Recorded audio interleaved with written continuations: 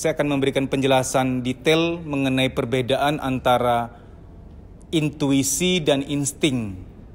Masih banyak orang awam yang salah menggunakan terminologi, ya. Misalkan kadang-kadang begini ngomongannya, instingku mengatakan kita nggak boleh ke sana. Itu salah total, salah penempatan kata. Insting itu adalah naluri-naluri alamiah, naluri bertahan hidup. Contoh ya, kita kalau dikejar anjing galak, kita udah pasti kabur, lari dengan kenceng, otomatis tuh. Nggak yang pas noleh ada anjing galak, anjing mau ngejar gua anjing, sumpel lu.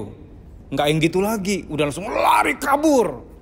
Nggak mikirin megang apa, harus bawa apa.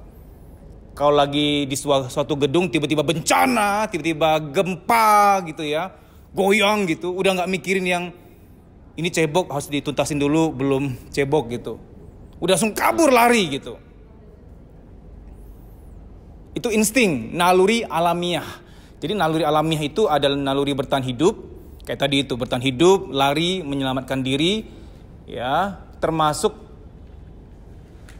naluri bertahan hidup dalam hal ini adalah misalkan kalau lagi gak punya uang tuh, rasanya galau banget, sumpek, kayaknya suram gitu. Karena di dalam naluri bertahan hidup ada mengenai perasaan pengen cukup, pengen aman, ya. Contoh lagi, belakangan sering diancam debt collector, suruh bayar hutang. Kita pengen bayar tapi nggak punya uangnya gitu loh. Nah itu naluri kita bermain tuh, insting kita tuh, ya.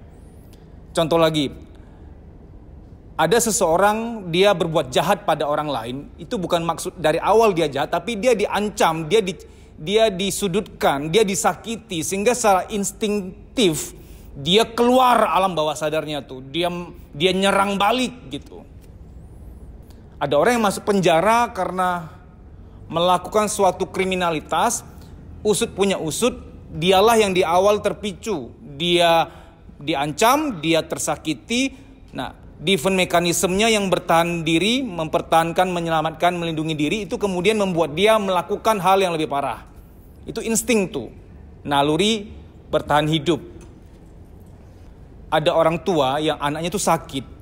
Dia nggak punya biaya berobat untuk anaknya. Dia berjuang habis-habisan sampai dia itu hanya makan 2 hari sekali. Tapi dia tetap ada kekuatan karena dia sayang banget sama anaknya. Keluar semua potensi dia yang terpendam gitu loh. Itu naluri dia untuk bertahan hidup. Nah kemudian ada naluri meneruskan keturunan. Kalau sudah bicara naluri itu alamiah. Naluri meneruskan keturunan itu artinya gini loh. Semua orang pasti pengen punya anak. Bohong lah kalau ada yang bilang gue gak pengen punya anak kok gitu loh. Pasti pengen punya anak. Karena itu naluriah. Itu insting ingin punya anak. Naluri ingin meneruskan keturunan. Semua orang pasti punya. Itu installannya itu, sifatnya itu fix. Gak bisa di uninstall ya. Naluri meneruskan keturunan. Ada naluri apa lagi? Naluri mengejar kenikmatan. Orang kalau makan pasti pengen enak, ya. Tinggal pasti pengen tempat yang nyaman. Itu naluri mengejar kenikmatan, itu insting tuh. Termasuk ya kita sudah sama-sama dewasa. Naluri soal seks itu alamiah. Maka sampai ada filmnya, Sex Instinct. Memang itu seks alamiah, semua orang butuh seks karena masuk dalam kategori kenikmatan gitu loh.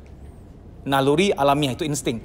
Naluri untuk berada pada security itu rasa aman. Maka ada istilah insecure, orang merasa nggak aman.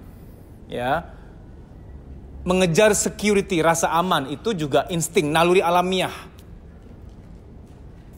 Apalagi naluri? Naluri ingin diterima, dihargai, dicintai. Naluri untuk dicintai itu insting, itu alamiah. Bohong kalau ada yang bilang, gue nggak butuh dicintai, gue nggak butuh cinta. Itu pasti orang yang sudah trauma, nggak mungkin enggak. Trauma kalau sudah membuat kamu bergeser dari naluri alamiah itu udah parah.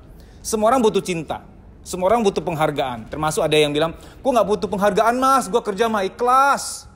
Orang samping dia ngomong, ih hebat dia. Dirimu tuh ikhlas kalau kerja gak butuh penghargaan. Iya dong, siapa dulu? Loh, itu kan dihargai juga. Dia dihargai bahwa dia gak butuh penghargaan. Jadi bohong kalau kita tuh gak butuh penghargaan. Kita butuh penghargaan, dihargai oleh pasangan, dihargai orang tua, dihargai anak, dihargai atasan. Itu insting alamiah gitu loh. Contoh ya, ada orang yang gak mau punya anak sama sekali. Itu pasti lukanya dalam banget tuh. Mungkin Dia sering lihat orang tua dia nyakitin dia dan adiknya, sehingga dia takut nih kalau punya anak, takut nggak amanah nih gitu. Itu trauma tuh.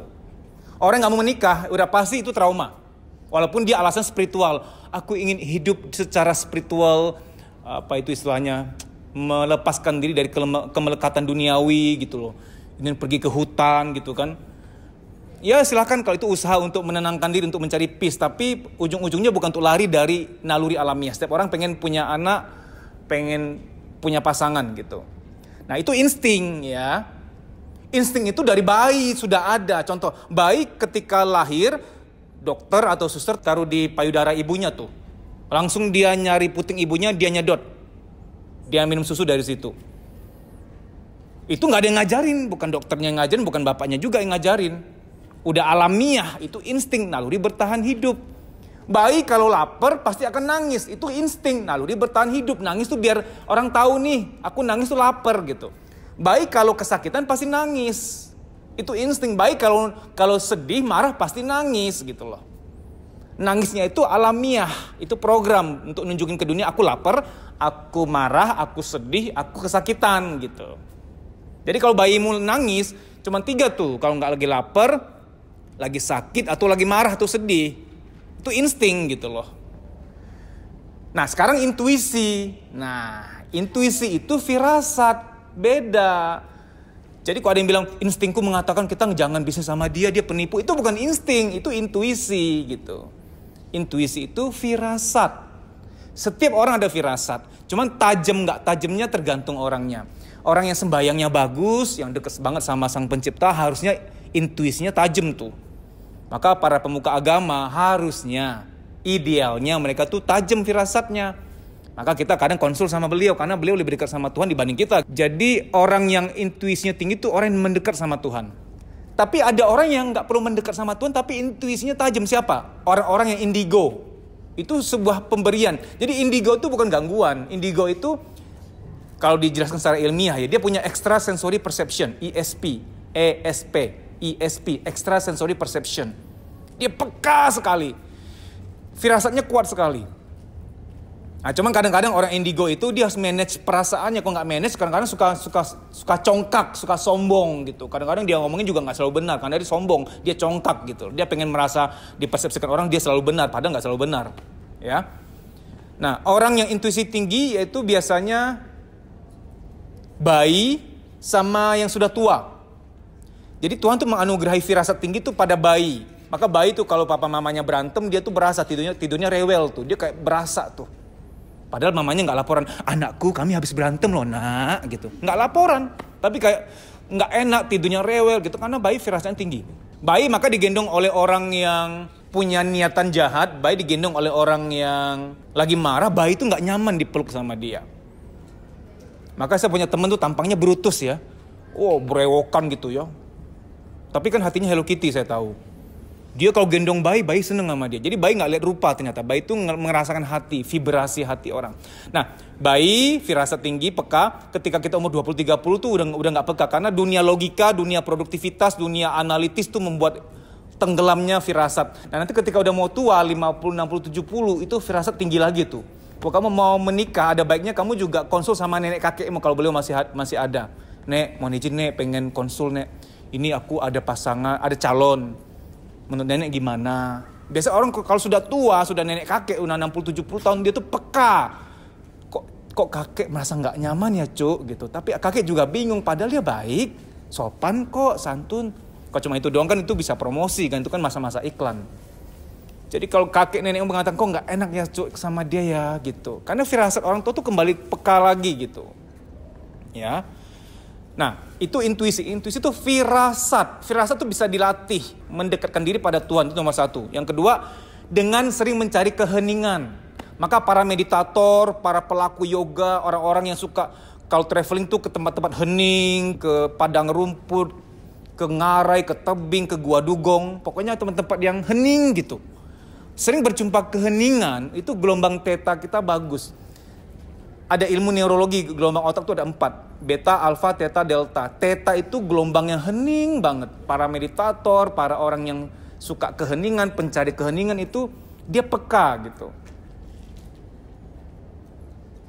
Ya, maka kamu lihat seniman, orang-orang konseptor, penggagas, biasanya mereka hening, mereka nggak suka keramaian. Gara-gara mereka sering menikmati keheningan lah, dia itu terhubung gitu.